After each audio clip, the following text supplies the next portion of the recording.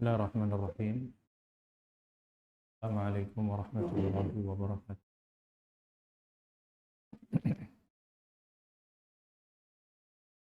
Alhamdulillah, nahmaduhu wa nasta'inuhu wa nastaghfiruh.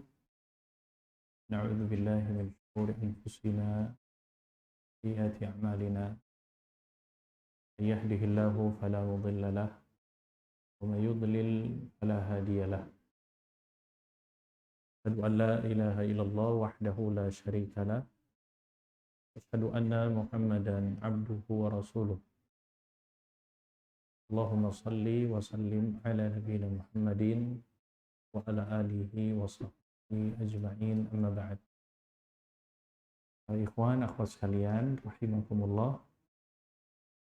Alhamdulillah, sore hari ini kita kembali di kajian sore, mengkaji hadis-hadis Nabi Shallallahu Alaihi Wasallam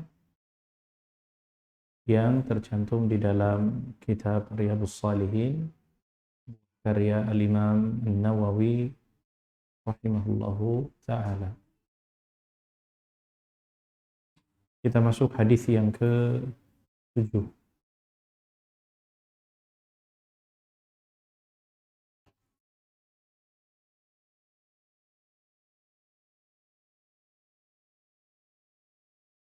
Baik, saya bacakan hadisnya. Wa an Abi Hurairah Abdurrahman ibn Sakhr radhiyallahu anhu qala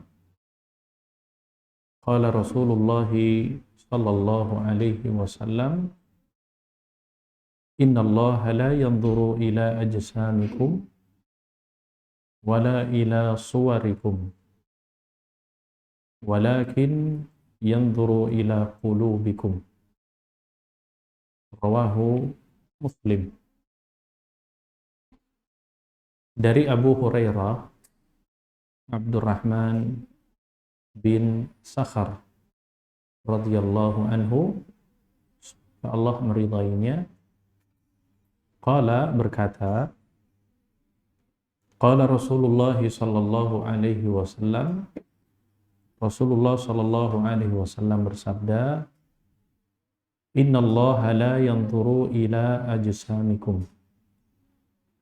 Sesungguhnya Allah tidak melihat kepada fisik kalian atau tidak melihat kepada tubuh kalian. Wala ila suwarikum, dan juga tidak melihat rupa kalian. Walakin yanzuru ila qulubikum. Akan tetapi Allah Subhanahu wa taala melihat hati-hati kalian. Hadis diriwayatkan oleh Imam Muslim, nomor hadis yang ke-200 2564.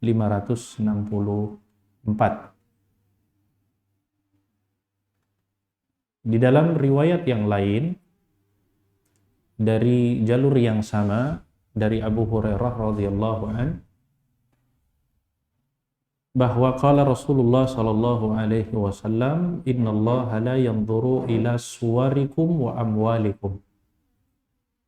Sesungguhnya Allah tidak melihat rupa kalian dan juga harta kalian.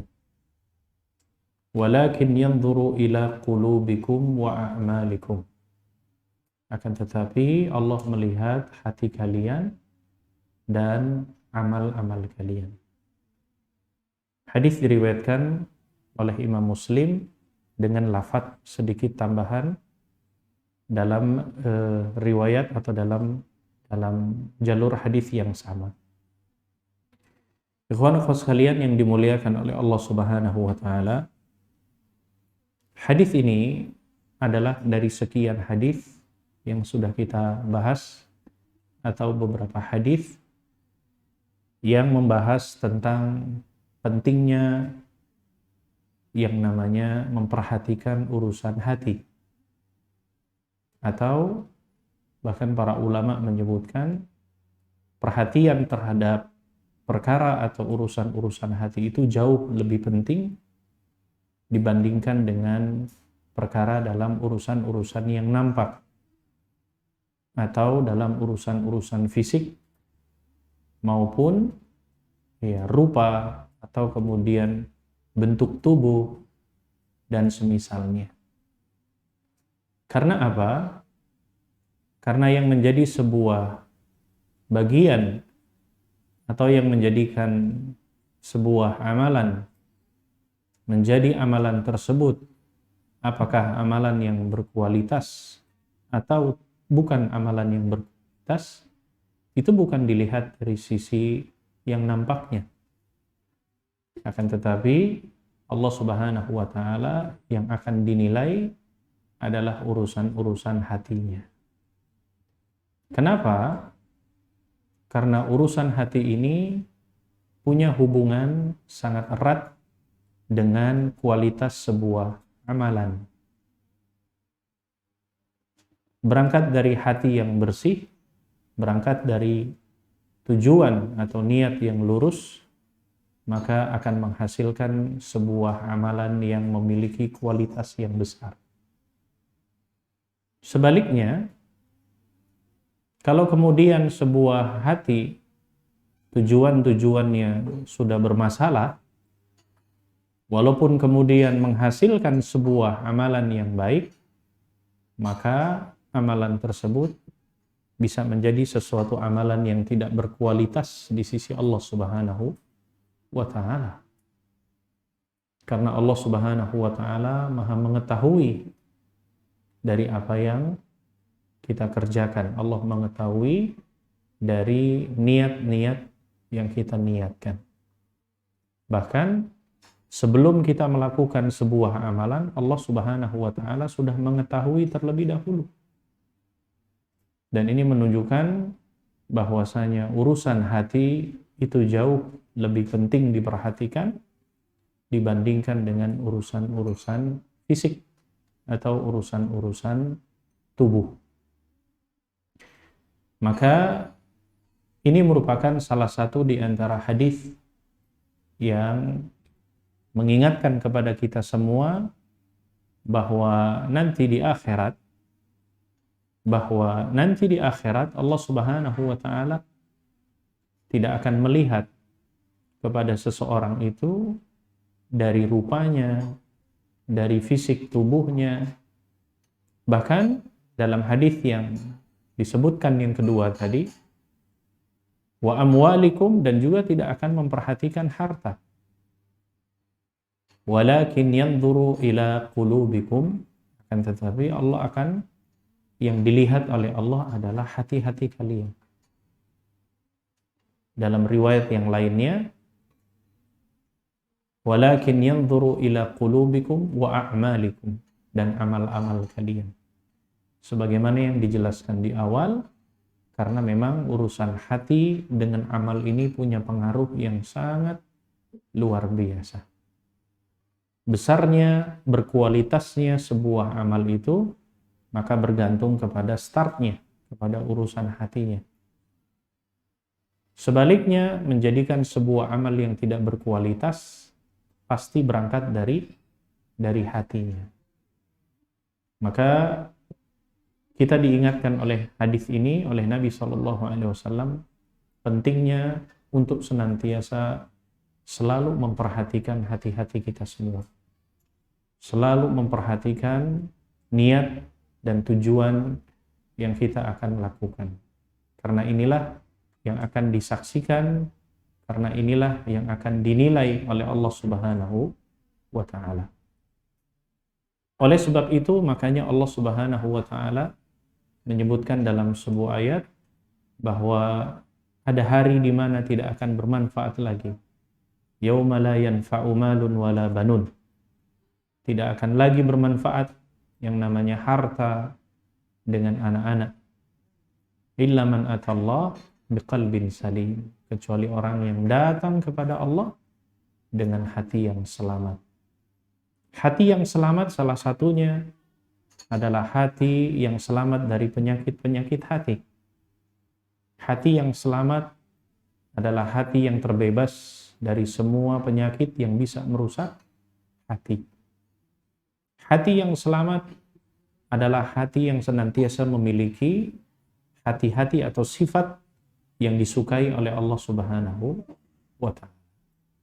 Maka itulah yang akan menyelamatkan seseorang kelak nanti di hari kiamat. Berbicara tentang hati, ikhwan akhwat sekalian yang dimuliakan Allah Subhanahu wa Ta'ala, banyak beberapa hadis yang menjelaskan tentang permasalahan hati ini. Bahkan sebagaimana hadis yang sering kita dengar, bahwa Nabi menjadikan bahwa hati itu ibaratnya seperti raja. Ibaratnya hati itu seperti pemimpin. Ibaratnya hati itu kalau mesin, dia adalah generator. Makanya Nabi SAW sampai menyebutkan di dalam hadisnya, ala inna fil jasadi mudghah. Ketahuilah bahwa sesungguhnya di dalam jasad manusia itu ada segumpal daging. Idza salahat salahal jasadu kullu. Apabila segumpal daging itu baik, maka seluruh jasadnya juga akan baik. Idza fasadat fasadal jasadu kullu. Dan apabila segumpal daging itu rusak, maka seluruh jasadnya juga akan rusak. Ala wahiyal qalb. Ketahuilah bahwa segumpal daging itu adalah hati. Bahkan sebagaimana disebutkan ketika menceritakan tentang beberapa ayat di dalam surat Luqman, ya dikisahkan ya sebagaimana para ulama sepakat bahwa Luqmanul Hakim, bahwa dia adalah seorang hamba Allah yang saleh, bukan seorang nabi. Dan Luqmanul Hakim ini adalah orang yang Allah karuniakan hikmah kepadanya. Sampai-sampai dulu Luqman ini punya seorang majikan. Ya, kemudian seorang majikannya ini meminta kepada Luqman untuk kemudian mengambil potongan daging yang paling terbaik dari seekor kambing. Maka kemudian Luqman ini mengambil potongan hatinya, lantas diserahkan kepada majikannya. Keesokan harinya, maka sang majikan juga meminta bagian potongan yang paling buruk yang di dalam seekor kambing. Maka Luqman memberikan dengan potongan yang sama. Maka sang majikan heran-heran. Ya, kenapa ketika diminta untuk mengambil potongan bagian yang paling baik, dia mengambil bagian hati, dan ketika diminta untuk mengambil potongan daging yang paling buruk, maka ia pun juga mengambil potongan hati. Maka Luqman mengatakan bahwa hati ini kalau baik, maka akan menjadikan seluruh jasadnya juga akan baik. Apabila potongan hati daging ini rusak, maka ini akan memberikan pengaruh jasad yang lainnya juga akan rusak. Maka ini mengisyaratkan bahwa permasalahan hati bukan permasalahan yang kecil, tapi ini menjadi sebuah masalah yang sangat urgent, perkara yang sangat penting yang perlu diperhatikan bagi setiap kita hamba Allah Subhanahu wa Ta'ala. Dan jangan tertipu, jangan sampai kemudian ada sebagian orang yang kadang tertipu dengan ya rupa fisiknya. Ada sebagian orang yang terkadang lalai ya dengan kecantikannya, ya dengan kegantengannya, atau mungkin hal-hal yang sifatnya zahir, padahal bisa jadi itu tidak akan bermanfaat di sisi Allah Subhanahu wa Ta'ala ketika isi hatinya atau ketika hatinya bermasalah. Oleh sebab itu pentingnya bagi diri kita untuk selalu memperhatikan isi-isi hati yang ada di dalam diri kita. Makanya Allah Subhanahu wa Ta'ala sampai-sampai menyebutkan di dalam ayatnya, qad aflaha man zakkaha wa qad khaba man dassaha. Qad aflaha man zakkaha. Maka aflah, maka beruntunglah orang-orang yang senantiasa mensucikan dirinya. Dan wa qad khaba man dassaha, dan celaka bagi orang yang kemudian mengotorinya. Dan masih banyak beberapa ayat yang mengisyaratkan ya tentang bahwa urusan hati lebih penting daripada urusan-urusan fisik ya atau urusan-urusan tubuh. Bahkan kalau kita lihat ada di antara beberapa para sahabat yang mungkin kalau kita lihat dari sisi fisiknya tidak memiliki kelebihan, bahkan bisa dikatakan tidak memiliki keistimewaan. Ya, siapa yang tidak kenal dengan kisahnya Bilal bin Rabah? Bilal bin Rabah secara fisik tidak ada lebihnya. Ya, tidak ada yang bisa diunggulkan. Seorang budak, profesinya, kulitnya juga hitam, legam, karena memang asalnya adalah dari Ethiopia, dari Habasyah. Kemudian juga hampir semua kulitnya keras. Bahkan disebutkan hidungnya besar, pesek. Ya, tidak ada keistimewaannya. Tapi di sisi Allah Subhanahu wa taala punya kedudukan yang tersendiri. Bahkan ada hadis yang menyebutkan bahwa Bilal sebelum masuk surga, terompahnya terlebih dahulu, sudah lebih dahulu masuk ke dalam surganya Allah Subhanahu wa taala. Siapa yang tidak tahu kisahnya Julaibib? Julaibib, ya, salah seorang sahabat yang semua urusan dunia nggak ada. Sudah nggak punya tempat tinggal, miskin, fakir, kemudian fisiknya juga buruk, ya, jelek. Sampai kemudian Nabi Shallallahu Alaihi Wasallam menawarkan beberapa kali kepada Julaibib, "Ala tazawwajta ya Julaibib? Apakah engkau tidak mau menikah?" Julaibib ya saking tidak pedenya mengatakan, "Siapa yang mau menikah dengan saya?" Ya, siapa yang mau menikah dengan Julaibib? Tidak punya tempat tinggal, miskin, fakir, jelek juga. Sampai Nabi mengatakan 3 kali. Ya, sampai kemudian Julaibib dibawa oleh Nabi SAW ke rumah salah seorang dari kalangan Ansar yang memiliki anak perempuan yang cantik, paling cantik. Datang. Orang tuanya sang wanita senang sekali. Dikiranya mau dilamar oleh Nabi. Bukan. Ini untuk Julaibib. Wah, ini orang tuanya. Langsung berpikir dulu. Ya, tapi sang anak sudah mendengar pembicaraan. Maka anak putrinya mengatakan, ya, saya tidak akan pernah menolak apa yang ya diperintahkan oleh Nabinya Shallallahu Alaihi Wasallam, ya, sampai pada akhirnya ya ketika malam pengantin, ya, maka muncullah informasi tentang panggilan berangkat berjihad, berangkat Julaibib, dan kemudian terbunuh sebagai syahid, ya, pada waktu itu. Nah, ini mengisyaratkan bahwa fisik atau sesuatu penampilan atau tubuh atau rupa itu tidak akan bermanfaat di sisi Allah Subhanahu wa taala ketika tidak diiringi dengan hati yang baik atau hati yang bersih. Oleh sebab itu, ikhwan akhwat sekalian yang dimuliakan Allah Subhanahu wa taala, di antara pelajaran yang bisa kita ambil di dalam hadis yang mulia ini, yang pertama, bahwasanya sebuah amalan akan dibalas oleh Allah Subhanahu wa taala ketika disertai dengan niat yang benar dan niat yang ikhlas. Amalan akan dibalas oleh Allah ketika disertai dengan niat yang benar dan niat yang ikhlas.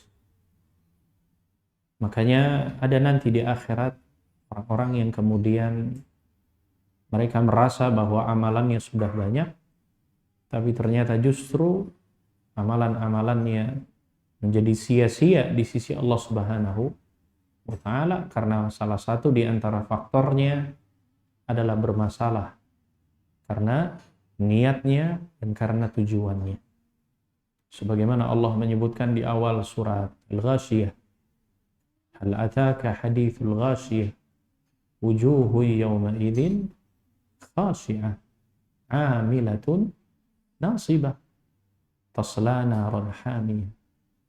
Dia menganggap bahwa amalannya itu justru malah menghantarkan dirinya masuk ke dalam surga, tapi justru sebaliknya amalannya membinasakan dirinya masuk ke dalam nerakanya Allah Subhanahu. Dan sebagaimana yang kita bahas di hadis yang pertama, ya, tentang masalah niat, begitu pentingnya yang namanya sebuah niat, ya. Dan sampai kemudian seseorang merasa bahwa amalannya sudah banyak, ya, merasa fisiknya, ya, tubuhnya lelah letihnya di dalam rangka beramal, tapi ternyata bermasalah dari sisi niatnya, maka ternyata lelah letihnya tidak menjadikan atau tidak membuahkan pahala di sisi Allah Subhanahu wa ta'ala. Wal'iyadzubillah. Dan sebagaimana perkataan para ulama bahwa amal saleh itu biasanya menghantarkan seseorang kepada derajat yang tinggi dan kemudian menjadikan kedudukan seseorang menjadi mulia di sisi Allah Subhanahu wa ta'ala. Namun kalau ternyata amal soleh tersebut tidak menjadikan diri kita memiliki kedudukan yang mulia dan memberikan pengaruh terhadap diri kita, maka hendaknya mengembalikan kepada niat. Jangan-jangan ada masalah atau kita bermasalah dengan hati dan niat-niat yang kita kerjakan. Oleh sebab itu, niat sangat berhubungan sekali dengan amal. Ya. Amal yang berkualitas karena berangkat dari sebuah niat yang benar dan niat yang tulus. Makanya sungguh sangat heran, ya, kalau ada seseorang yang kemudian, ya, sekedar mengatakan bahwa dia tidak melakukan sebuah amal dengan alasan yang penting kan niatnya. Ya, sering kita dengar seperti itu, ya. Ada orang yang tidak mau beramal, atau ada orang yang kemudian tidak mau melakukan kewajiban, lantas berargumentasi yang penting kan niatnya. Ya, saya sering mendapatkan beberapa argumentasi, walaupun ini sebenarnya adalah alasan klasik biasanya. Kadang saya suka bertanya dengan para mahasiswi di kampus, ya, kenapa tidak pakai jilbab? Padahal Anda sebagai seorang muslimah. Lantas kemudian dijawab dengan jawaban yang klasik. Yang penting kan niat. Yang penting kan hatinya. Ya. Langsung kemudian kadang membandingkan dengan itu, ada seorang mahasiswi yang pakai jilbabnya baik, tapi hobinya pacaran. Itu gimana? Ya mendingan saya. Yang penting kan hatinya. Maka saya jawab, kalau hati Anda benar-benar bersih, pasti akan taat terhadap perintah Allah Subhanahu wa ta'ala. Kalau hati Anda itu benar-benar menerima dari semua aturan yang ada di dalam syariat, maka Anda pasti akan tunduk kalau hati Anda bersih. Salah satunya, tunduk terhadap perintah Allah Subhanahu wa ta'ala. Ya, karena Anda tidak taat terhadap perintah Allah, berarti ada suatu masalah di dalam hati Anda. Maka tidak bisa dikatakan bahwa yang penting kan hatinya. Ya, hatinya memang bermasalah. Ya. Kalau ada orang yang kemudian menolak perintah dari Allah Subhanahu wa ta'ala, ya berarti ini bukan menunjukkan hati yang bersih, akan tetapi justru malah hatinya yang bermasalah. Faidah yang kedua, ikhwan akhwat sekalian yang dimuliakan Allah Subhanahu wa ta'ala, dari hadis kita adalah bahwasanya kita senantiasa atau kita harus lebih memperhatikan keadaan hati dari berbagai macam sifat-sifat yang dapat merusak hati. Kita harus lebih memperhatikan keadaan hati dari berbagai macam sifat-sifat yang dapat rusak hati. Jangan merasa aman. Jangan pernah merasa aman dari urusan-urusan hati. Ya, kalau seseorang lalai saja dalam memperhatikan urusan hati, maka bersiap-siaplah penyakit-penyakit hati ini akan sedikit demi sedikit dia akan tumbuh, bahkan bisa menjadi berkembang subur di dalam hati manusia. Apa saja penyakit-penyakit hati? Banyak.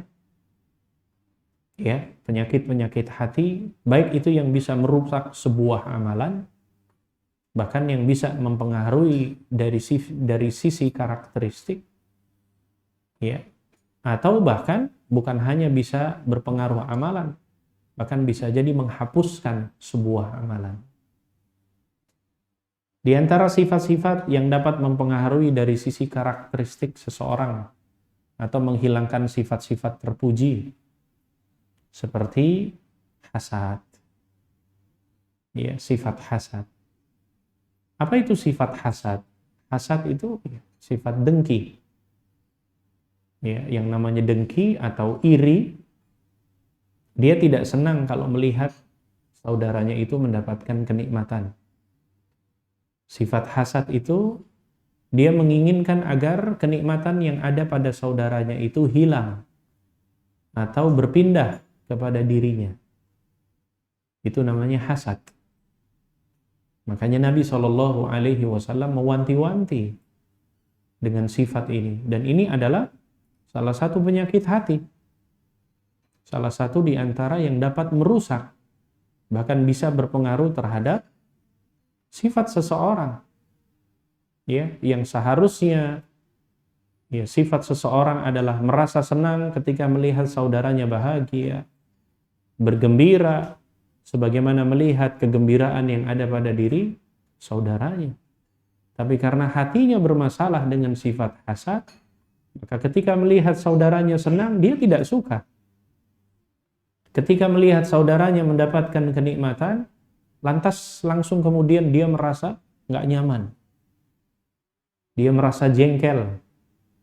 Dia merasa nggak suka dengan kegembiraan, dengan kebahagiaan yang ada pada saudaranya atas kenikmatan yang Allah karuniakan kepada dirinya. Karena dia berupaya agar kemudian, berangan-angan agar kemudian nikmat tersebut hilang atau berpindah kepada dirinya. Hati-hati dengan sifat hasad ini. Karena sifat hasad ini perlahan-lahan juga akan mempengaruhi dari kebaikan-kebaikan yang pernah kita lakukan. Makanya Nabi mengatakan, iyyakum wal hasad, wa innal hasada fa innal hasada ya'kulul hasanat kama ya'kulun narul hatab. Jauhilah dari kalian sifat hasad, karena sesungguhnya hasad ini akan memakan kebaikan-kebaikan sebagaimana api membakar kayu.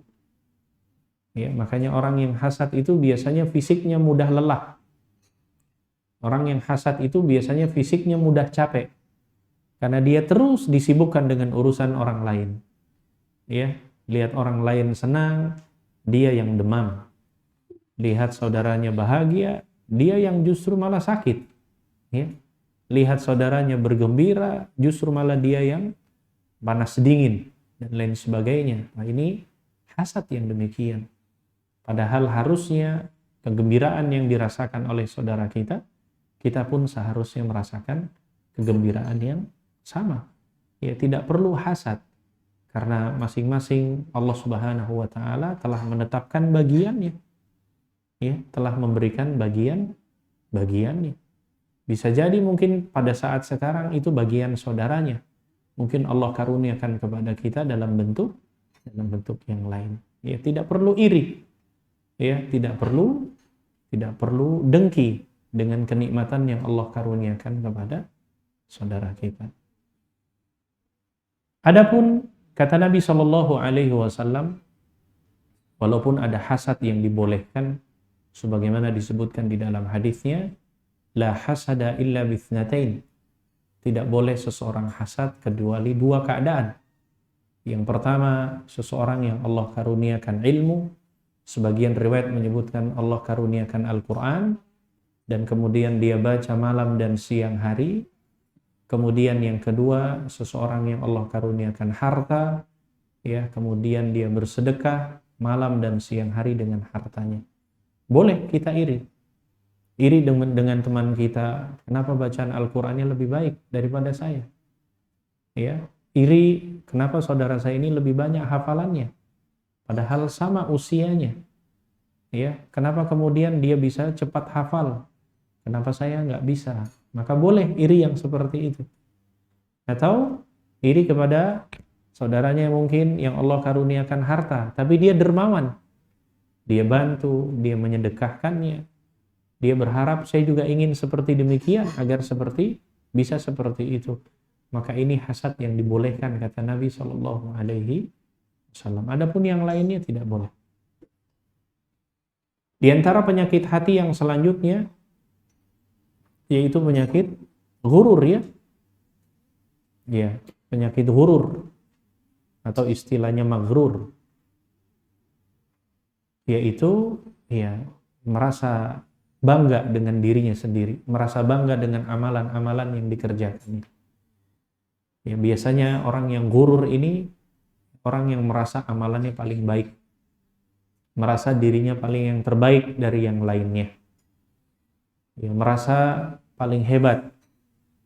Ya, dia bangga dengan amalan-amalannya. Hati-hati. Ya, orang yang maghrur atau orang yang tertipu seperti ini akan membinasakan dirinya. Padahal Allah Subhanahu wa taala dan nabinya mengajarkan kepada kita untuk bersikap tawadhu, merendahkan hati. Jangan membanggakan diri.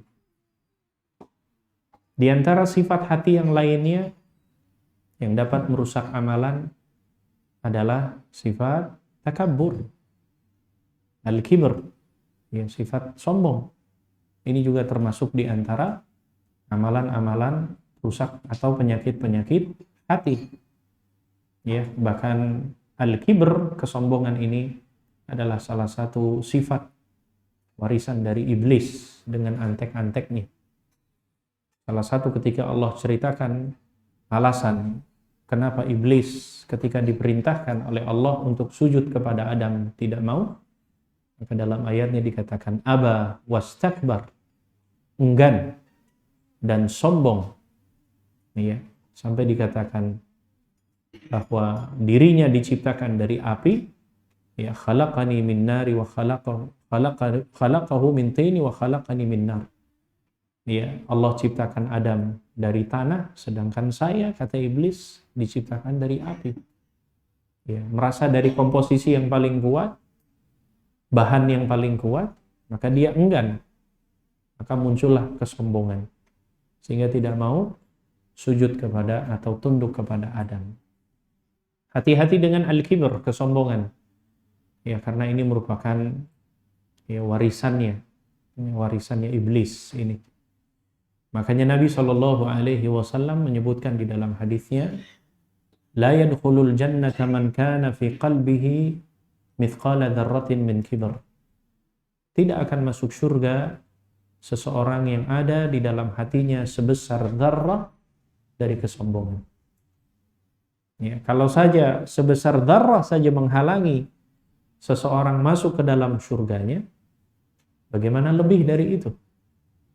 Ya, sebesar dzarrah kesombongan di dalam hatinya saja ya, akan menjadi masalah, apalagi lebih dari hanya sebesar dzarrah.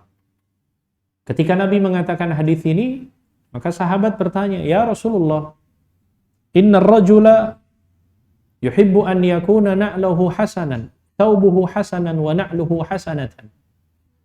Ya Rasulullah, ada seseorang yang suka kalau berpakaian dengan pakaian yang baik dan alas kakinya alas kaki yang baik.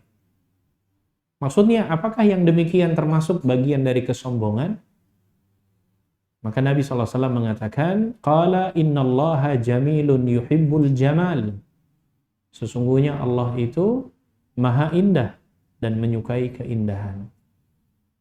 Ya, artinya kata Nabi, yang demikian itu bukan termasuk sombong. Ya, karena memang Allah itu menyukai keindahan. Artinya apa? Ikhwan akhwat sekalian, tidak masalah. Ya, bagi ikhwan akhwat sekalian yang ingin berpakaian yang baik, berpenampilan yang baik, yang bersih, baik. Karena itu merupakan ajaran Islam. Tapi tentunya juga tetap dijaga hatinya. Bukan untuk tujuan-tujuan kesombongan. Kata Nabi Shallallahu Alaihi Wasallam bahwa kesombongan yang sebenarnya al-kibru batarul haqqi wa ghamtun nas. Kata Nabi itu, sombong itu adalah batarul haqq, menolak kebenaran, wa ghamtun nas, dan meremehkan orang lain. Itu kesombongan yang sebenarnya. Jadi kategori yang namanya takabbur, al-kibr, adalah ketika seseorang disampaikan kebenaran, lantas kemudian dia menolaknya. Diberikan nasihat yang benar, maka dia tolak mentah-mentah. Setelah itu apa? Kebiasaan merendahkan orang lain, meremehkan, merasa dirinya yang paling saleh, merasa dirinya yang paling salihah. Makanya kan iblis begitu ya, ana khairum minhu.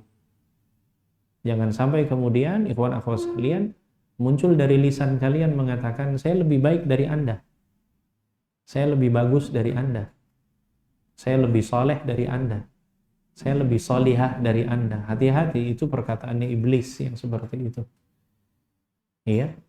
Kita diajarkan kita ini tidak ada apa-apanya di hadapan Allah Subhanahu wa taala. Kita ini lemah di hadapan Allah. Kita ini kecil di hadapan Allah. Maka jangan sampai kemudian ada sifat-sifat yang dapat merusak hati kita. Al-kibriya'u haqqullah. Yang berhak sombong itu adalah Allah. Allah itu. Allah mau sombong itu haknya Allah dan memang pantas. Allah menciptakan kita, Allah yang mengatur, Allah yang memberikan rizki, Allah yang maha sempurna. Allah mau sombong, memang pantas, sangat pantas. Adapun kita, apa yang mau disombongkan? Kita ini kecil di hadapan Allah Subhanahu wa taala. Makanya siapa orang-orang yang kemudian sombong dengan menunjukkan kekuasaannya, maka nasibnya tidak akan jauh dan akan dibinasakan sebagaimana Allah membinasakan Fir'aun. Siapa yang kemudian menyombongkan diri dari sisi materialnya, dari sisi finansialnya, maka nasibnya tidak akan jauh berbeda dengan kisahnya Qarun yang Allah binasakan. Ingin mulia dengan kekuasaannya, ternyata dihinakan oleh Allah Subhanahu wa taala. Fir'aun ingin mulia dengan hartanya, ternyata Allah hinakan, Allah binasakan. Allah tenggelamkan sebagaimana kisahnya Qarun. Itu semua karena urusan-urusan penyakit hati yang menjadikan Allah Subhanahu wa taala murka. Termasuk juga penyakit hati yang lainnya, bahkan ini yang akan membinasakan amal. Apa itu ikhwan akhwat sekalian? Ar-riya. Riya. Ini penyakit hati yang paling berbahaya. Walaupun yang lainnya berbahaya, tapi ini yang paling berbahaya. Riya. Riya, apa itu riya? Riya diambil dari kata ru'yah, artinya melihat. Orang yang riya adalah orang yang ingin amalannya dilihat oleh orang lain. Amalannya ingin disaksikan oleh makhluknya. Walaupun yang dia kerjakan merupakan bagian syariat, tapi ternyata bermasalah dari sisi tujuannya. Dia melaksanakan sholat, iya, tapi ternyata dia mendustakan dari sisi tujuannya. Dia bukan karena mengharapkan ridha Allah dengan sholatnya, tapi ingin dilihat oleh makhluk di sekitarnya. Ingin dilihat temannya, ingin dilihat tetangganya. Dia berpuasa, justru bukan menjadikan puasanya semakin mendapatkan ridha Allah, tapi justru malah dia berpuasa supaya disebut orang-orang yang ahlus siyam, orang-orang yang Masya Allah bermasalah. Makanya riya ini penyakit hati yang paling tersembunyi. Sampai-sampai Nabi SAW mengisyaratkan bahwa penyakit ini masuk ke dalam hati manusia itu halus sekali. Diibaratkan Nabi seperti semut yang berwarna hitam, yang menempel di batu berwarna hitam, di kegelapan waktu malam. Tidak nampak. Yang hanya bisa merasakan adalah ya orang yang bersangkutan. Adapun yang di sebelah kanan kirinya tidak tahu. Kalau sementara dia melakukan perbuatan karena ria. Maka mungkin bisa dikatakan bahwa ria ini adalah penyakit paling kronis. Ya, mungkin kalau ibaratnya penyakit kanker atau penyakit kanker ini sudah stadium lanjut mungkin. Ya, kalau kemudian sudah ada bersemayam atau masuk ke dalam diri manusia, harus segera mencari obat yang dapat atau mencari sarana-sarana yang dapat segera menghilangkan penyakit ria ini. Karena Nabi SAW mencantumkan bahwa ria ini termasuk syirkun khafi, syirik yang tersembunyi. Syirik yang tersembunyi. Karena memang halus sekali. Dan ini bisa bukan hanya merusak ya dari sisi amal, bahkan bisa membatalkan yang namanya amal. Dan orang-orang yang ria sesungguhnya adalah orang-orang yang menipu dirinya sendiri. Dia berusaha ingin menipu Allah, tapi hakikatnya adalah dia menipu dirinya sendiri. Makanya Allah sebutkan di antara sifat orang munafik, ya, di awal-awal surat Al-Baqarah beberapa ayat berbicara tentang ciri-ciri orang yang bertakwa dan beriman. Setelahnya belasan ayat berbicara tentang orang-orang munafik. Apa salah satu ayatnya Allah Subhanahu wa taala sebutkan? Yukhadi'unallaha walladzina amanu. Terus wa ma yakhda'una illa. Kemudian yukhadi'unallaha walladzina amanu wa ma yakhda'una illa anfusahum. Apa? Hah? Wa ma yash'urun wa la yash'urun. Apa bunyi ayatnya? Masa nggak hafal? Wa ma yash'urun wa la yash'urun. Wa ma yash'urun. Yukhadi'una Allah walladzina amanu. Jadi mereka orang-orang yang ria itu khadda, ingin menipu Allah Subhanahu wa taala dan orang-orang yang beriman. Yukhadi'una Allah walladzina amanu. Dia itu pengen menipu, ya, pengen pura-pura ditipu. Allah pengen ditipu dengan orang yang beriman dengan kemasan-kemasan amalnya. Ya, wa ma yakhda'una illa anfusahum. Sesungguhnya dia menipu dirinya sendiri. Begitu orang yang ria.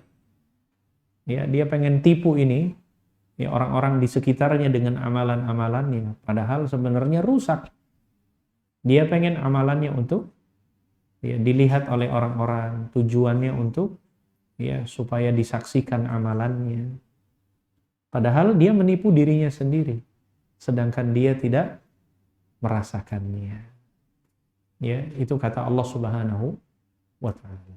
Dan penyakit ini begitu mudah masuk ke dalam diri kita karena beberapa sebab. Satu, hubbul madah biasanya. Senang terhadap pujian.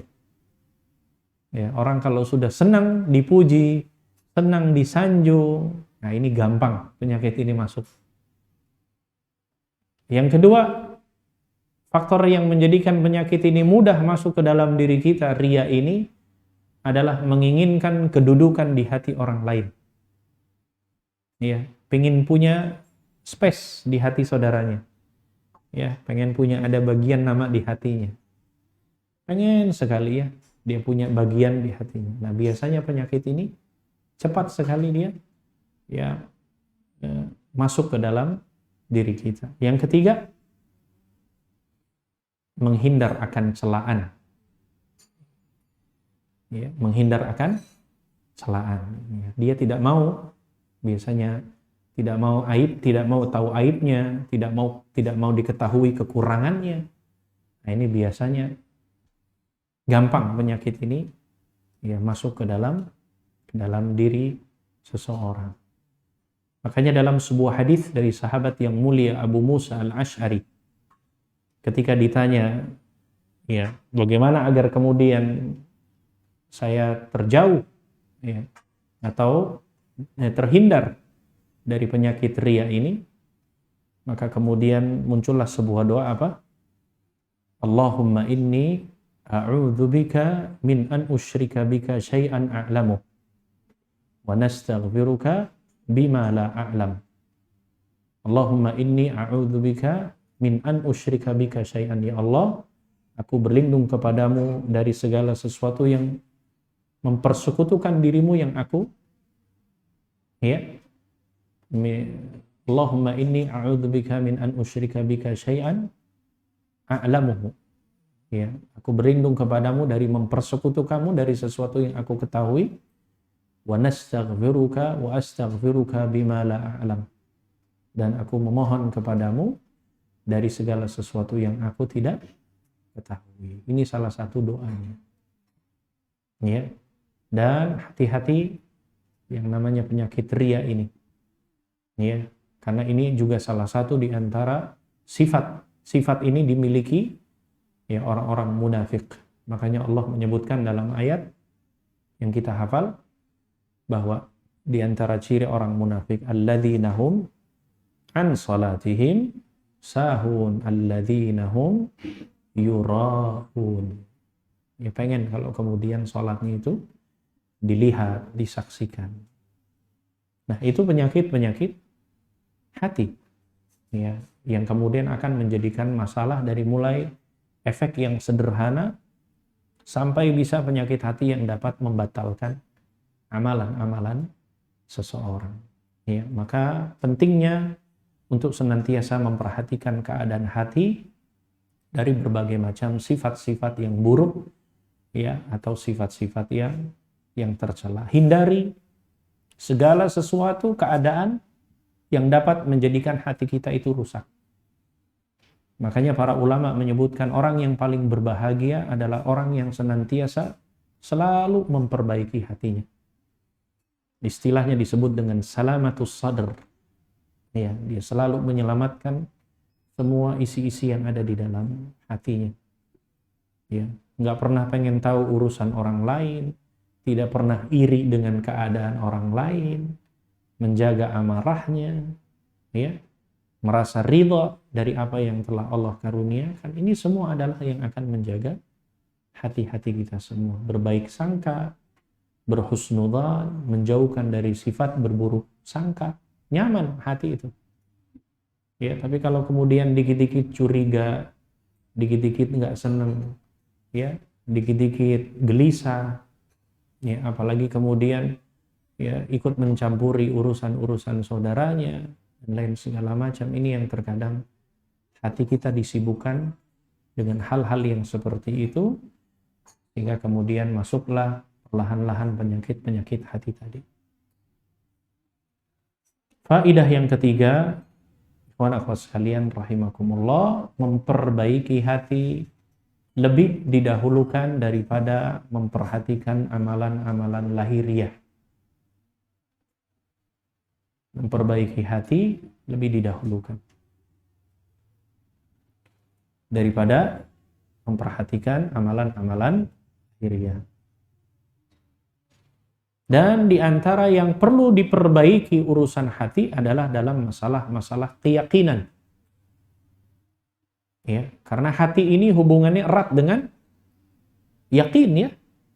Ya.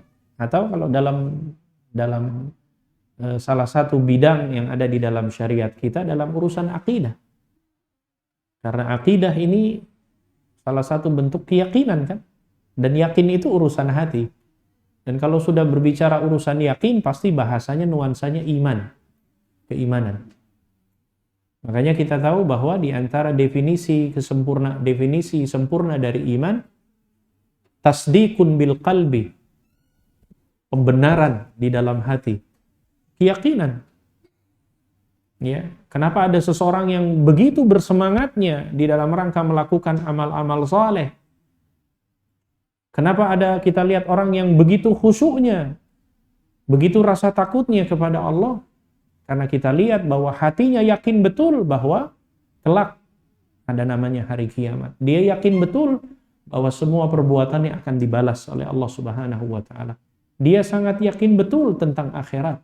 Dia sangat yakin betul tentang adanya surga dengan neraka. Makanya kita lihat ada orang yang begitu bersemangatnya dalam beramal saleh. Ini salah satu indikasi menunjukkan bahwa keimanannya perlahan demi perlahan mulai mapan. Sebaliknya, kenapa banyak kita saksikan ada orang yang tidak bergairah dalam melakukan amal saleh? Bisa dipastikan, pasti keimanannya kepada hari akhirnya juga kurang. Atau kurang yakinnya dalam mengimani tentang hari akhirat. Dia merasa nyaman, dia merasa hidup selama-lamanya. Tapi orang yang paling takut kepada Allah, orang yang yakin hatinya tentang hari pembalasan, orang yang yakin akan adanya hari kebangkitan, yakin dengan adanya surga dengan neraka, yakin adanya pahala dan siksaan, maka dia akan lebih khusyuk dalam menjalankan amal-amal saleh.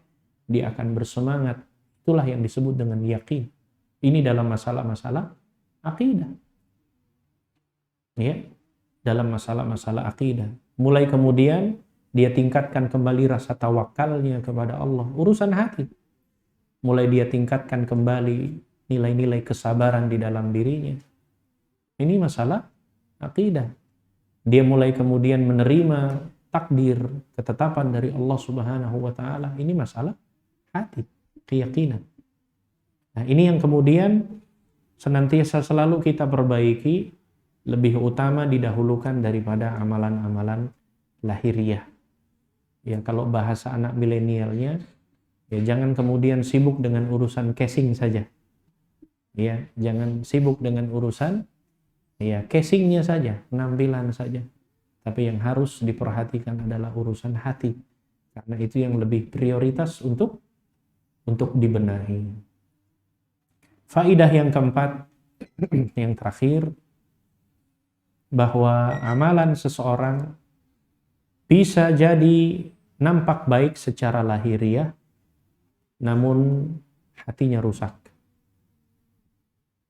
Bisa jadi amalan seseorang itu nampak baik ya, secara lahiriah, akan tetapi hatinya rusak. Oleh karena itu, kita berusaha berinteraksi dengan orang semacam ini dengan berupaya dengan memperhatikan lahiriah-lahiriahnya saja. Sedangkan hatinya yang rusak, itu adalah urusan Allah Subhanahu wa ta'ala. Paham? Ya. Amalan seseorang, amalan kita nih bisa jadi ya nampak baik secara lahiriah. Yang nampak secara lahiriah itu baik. Tapi hatinya bisa jadi rusak.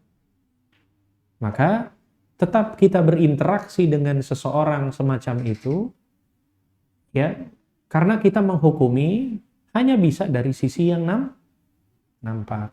Adapun urusan bagian hatinya itu urusan Allah Subhanahu wa ta'ala. Paham? Paham ya? Ya, makanya ada sebuah kaidah mengatakan al-hukmu ala zahir. Hukum itu dari sisi yang nampak. Yang ngobrol yang mana ya? Saya dengar dari sisi kiri terus. Al-hukmu ala zahir. Hukum itu dari sisi yang nampak. Ikhwan akhwat sekalian. Kita menghukumi seseorang itu hanya bisa dari yang lahiriah. Hanya bisa dari yang nampak. Nggak boleh seseorang menghukumi dari sesuatu yang tidak nampak. Karena urusan hati itu bukan urusan kita. Itu urusan Allah Subhanahu wa ta'ala. Dan kita berinteraksi menyesuaikan dengan hukum yang nampak. Kalau kita lihat, ya ada tetangga kita, ada saudara kita, yang kemudian tiap hari bolak-balik berangkat dari rumah ke masjid, pulang lagi, kita lihat lagi bolak-balik berangkat ke masjid. Oh, itu orang soleh. Sudah cukup. Itu orang baik, Masya Allah. Nggak perlu kemudian, paling itu mah cuma pengen dilihat sama tetangga aja paling. Ya, nggak bisa. Karena itu urusan hati, urusan dia dengan Allah Subhanahu wa ta'ala. Kita berinteraksi dari yang lahiriah saja. Ketika kita menilai seseorang dari yang nampak saja, nggak bisa kita menduga-duga. Itu orang rajin bersedekah. Tiba-tiba kita nyeletuk, paling supaya pamer aja itu. Nggak bisa begitu. Ya, hukum dari yang nampak saja. Masya Allah ya, dermawan orang itu. Ya, orang itu suka membantu. Orang itu Masya Allah. Sudah, itu yang kita nilai. Itu cara berinteraksi kita. Nggak bisa kita menduga-duga, apalagi sampai menilai urusan hatinya. Ya, wah, sholatnya itu cuma pengen ria aja gitu. Dari mana kita tahu? Ingat kisahnya pada zaman Nabi SAW dalam sebuah kancah peperangan kan? Ketika ada seorang sahabat yang ingin membunuh lawannya, ya, tiba-tiba musuhnya langsung mengucapkan syahadat. Ya, mengucapkan syahadat. Akhirnya tidak jadi dibunuh. Ya, dibawalah musuh tadi di hadapan Nabi SAW. Protes sahabat ini, ya Rasulullah, ini orang tadi mau dibunuh, lantas dia mengucapkan syahadat. Ya, dia mengucapkan syahadat di dalam rangka untuk menyelamatkan dirinya dan menyelamatkan jiwanya supaya tidak dibunuh.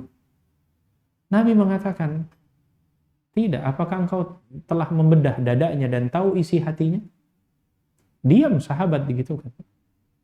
Apakah engkau tahu apa yang ada di dalam hatinya?